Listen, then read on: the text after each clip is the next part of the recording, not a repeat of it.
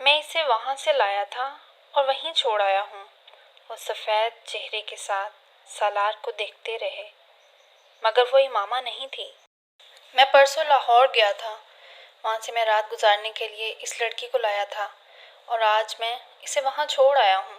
میرے پاس اس کا کوئی کانٹیکٹ نمبر تو نہیں ہے، مگر آپ میرے ساتھ چلیں تو میں آپ کو اس لڑکی کے پاس لے جاتا ہوں، یا پتہ بتا دیتا ہوں۔ آپ خود یا پولیس کو کہیں کہ اس لڑکی سے تصدیق کر لیں۔ کمرے میں یک دم خاموشی چھا گئی۔ طیبہ اور سکندر بے یقینی سے سالار کو دیکھ رہے تھے، جبکہ وہ بڑے مطمئن انداز میں کھڑکیوں سے باہر دیکھ رہا تھا۔ مجھے یقین نہیں آتا تم اس طرح کی حرکت کر سکتے ہو، تم ایسی جگہ جا سکتے ہو۔ ایک لمبی خاموشی کے بعد سکندر نے کہا، آئی ایم سوری پاپا، مگر میں جانتا ہوں اور اس بات کا امامہ کے بھائی وسیم کو بھی پتہ ہے۔ میں کئی بار ویکنڈ پر اپنے دوستوں کے ساتھ وہاں جاتا رہا ہوں اور وسیم یہ بات جانتا ہے، آپ اس سے پوچھ لیں۔ ایڈریس اس لڑکی کا؟ وہ کچھ دیر بعد بول رہا ہے، میں اپنے کمرے سے لے کر آتا ہوں، اس نے اٹھتے ہوئے کہا۔ اپنے کمرے میں آ کر اس نے موبائل اٹھایا اور لاہور میں اپنے رہنے والے ایک دوست کو فون کرنے لگا۔ اسے ساری صورتحال بتانے کے بعد اس نے کہا، اکمل، میں اپنے پاپا کو ریڈ لائٹ ایریا کے اس گھر کا پتہ بتا رہا ہوں جہاں ہم جاتے رہے ہیں۔ تم وہاں کسی بھی ایسی لڑکی کو جو مجھے جانتی ہے اس کو اس بارے میں بتا دو، اور میں ابھی کچھ دیر تک تمہیں دوبارہ فون کرتا ہوں۔ وہ کہتے ہوئے تیزی سے ایک چٹ پر ایک ایڈریس لکھنے لگا اور پھر اسے لے کر سکندر کے کمرے میں آ گیا۔ اس نے چٹ سکندر کے سامنے کر دی، جسے انہوں نے تقریباً چھین لیا۔ ایک نظر اس چٹ پر ڈال کر انہوں نے خشمگین نظروں سے اسے دیکھا۔ دفع ہو جاؤ یہاں سے، وہ اطمینان سے انداز میں وہاں سے آ گیا۔ اپنے کمرے میں آ کر اس نے اکمل کو دوبارہ فون کیا، میں تمہیں وہاں پہنچ کر فون کرتا ہوں، اکمل نے اس سے کہا۔ وہ بیڈ پر لیٹ کر اس کا انتظار کرنے لگا۔ 15 منٹ کے بعد اکمل نے اسے فون کیا۔ سالار، میں نے ثنیہ کو تیار کر لیا ہے، اسے میں نے سارا معاملہ سمجھا دیا ہے، اکمل نے اسے بتایا۔ وہ ثنیہ کو جانتا تھا۔ اکمل، اب تم ایک کاغذ اور پینسل لو اور میں کچھ چیزیں لکھوا رہا ہوں، اسے لکھو، اس نے اکمل سے کہا، اور پھر اسے اپنے گھر کے بیرونی منظر اور لوکیشن کی تفصیلات لکھوانے لگا۔ یہ کیا؟ میں نے دیکھا ہوا ہے تمہارا گھر؟ اکمل نے کچھ حیرانی سے اس سے پوچھا۔ تم نے دیکھا ہوا ہے، ثنیہ نے تو نہیں دیکھا۔ یہ ساری تفصیلات میں ثنیہ کے لیے لکھوا رہا ہوں، اگر پولیس اس کے پاس آئی تو یہ ساری چیزیں اس سے پوچھے گی، صرف یہ تصدیق کرنے کے لیے کہ کیا واقعی وہ میرے ساتھ یہاں اسلام آباد میں تھی۔ وہ گاڑی میں چھپ کر آئی تھی اور رات کے وقت آئی تھی، اس لیے اسے زیادہ تفصیلات کا پتہ نہیں تھا، مگر گھر کے اندر داخل ہوتے ہوئے دائیں اور بائیں دونوں طرف لان ہے۔ میری گاڑی کا رنگ سرخ تھا، اسپورٹس کار، اور نمبر وہ لکھواتا گیا۔ ہم پولیس کے 4 ناکوں سے گزرے تھے۔ اس نے سفید شلوار قمیض، سفید چادر اور سیاہ سویٹر پہنا ہوا تھا۔ راستے میں ہم اس نام کے سروس اسٹیشن پر بھی رکے تھے۔ اس کے بعد اس نے بتایا کہ سروس اسٹیشن اور ہوٹل دونوں ان کی وجہ سے صحیح طرح نہیں دیکھ سکے۔ سالار یکے بعد دیگرے ہر چیز کی تفصیلات لکھواتا رہا۔ سروس اسٹیشن پر گاڑی ٹھیک کروانے والے آدمی سے لے کر چائے بنانے والے لڑکے کے حلیے اور اس کمرے کی تفصیلات، انہوں نے کیا کھایا، سالار اور لڑکے کے درمیان کیا گفتگو ہوئی تھی، اس نے چھوٹی چھوٹی تفصیلات اسے لکھوائی تھی۔ اس نے اپنے گھر کے پورچ سے لے کے اپنے کمرے تک کے راستے اور اپنے کمرے کا تمام حلیہ بھی اسے نوٹ کروایا تھا۔ ثنیہ سے کہو یہ سب کچھ رٹ لے، اس نے اکمل کو آخری ہدایات دی اور فون بند کر دیا۔ فون بند کر کے وہ بیڈ پر بیٹھا ابھی کچھ سوچ ہی رہا تھا جب سکندر عثمان اچانک دروازہ کھول کر اس کے کمرے میں آئے۔ اس لڑکی کا کیا نام ہے؟ ثنیہ، سالار نے بے اختیار کہا۔ سکندر عثمان مزید کچھ کہے بغیر کمرے سے نکل گئے۔ ان کے جانے کے بعد سالار کو اس وکیل کا خیال آیا جس کے ذریعے انہوں نے ہاشم مبین احمد سے رابطہ کیا۔ اس وکیل کو ہائر کرنے والا بھی حسن ہی تھا، اور سالار سکندر کے نام سے وہ وکیل سے بھی واقف نہیں تھا، مگر سالار کے لیے قابل تشویش بات اس میں حسن کا انوالو ہونا تھا۔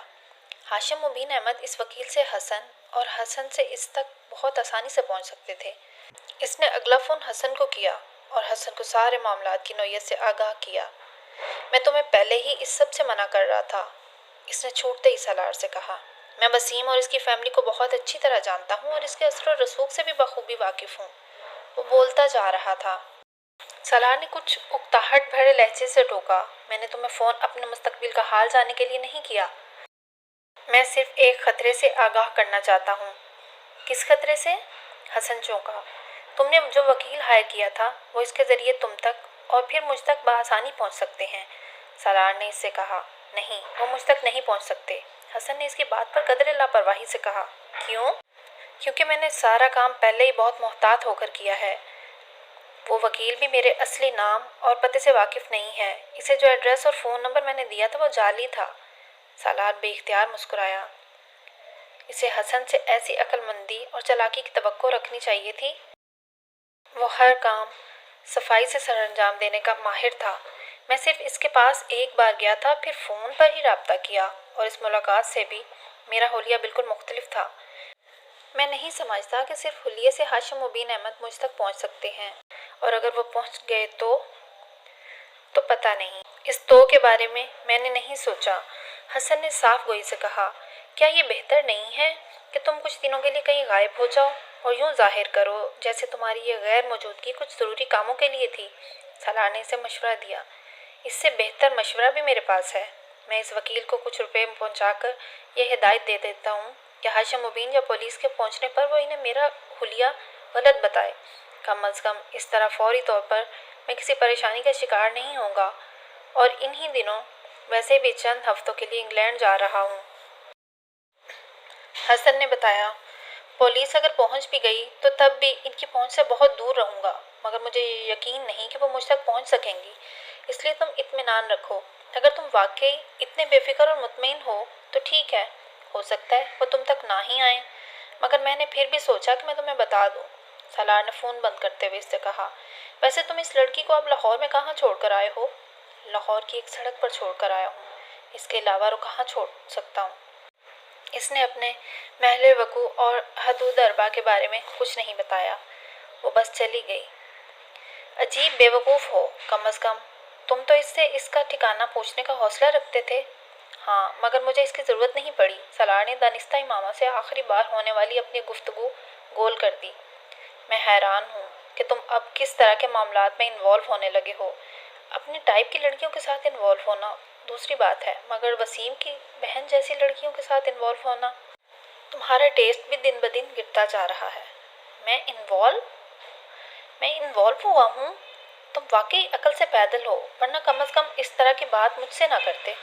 ایڈونچر اور انوالومنٹ میں زمین آسمان کا فرق ہوتا ہے حسن صاحب، سالار نے طنزیہ لہجے میں کہا، اور آپ نے یہ فاصلہ ایک ہی چھلانگ میں طے کر لیا۔